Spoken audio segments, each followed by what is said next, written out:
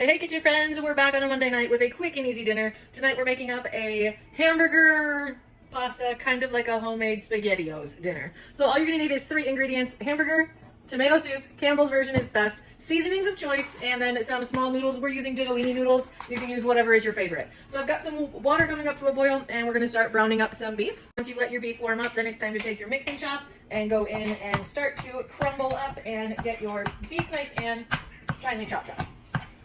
You don't want to do this step right away when you first put cold beef into the pan because it won't crumble very well, and then it will get really stuck inside of the mixing chop.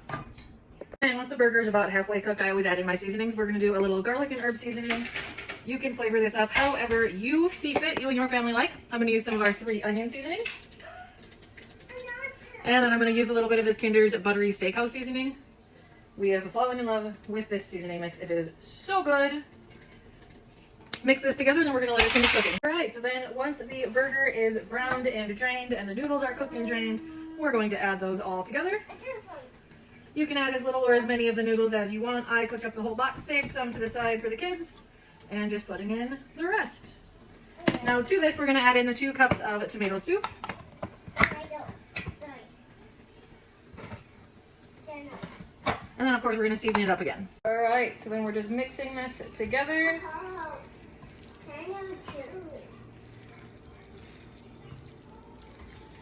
And then I'm going to add in a little bit more of the Kinder seasoning before tasting it.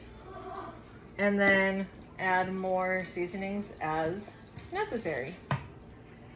But just like this is delicious. It tastes like a homemade version of SpaghettiOs. I'm going to go a little step further and I'm going to add a little mozzarella cheese. So I'm just going to add in just a little bit of cheese. I'm not going to go crazy because I don't want it to be super cheesy. Just for that extra flavor. Taking it to that next level, you know, truly making it an adulthood dish. If you don't like cheese, don't add cheese. We love cheese in this house. And as you can see, I now have a dish that will serve a large family. I have a family of 3 people who will be eating this because my son won't eat noodles that are covered in sauce. But dinner is served. Have a great night.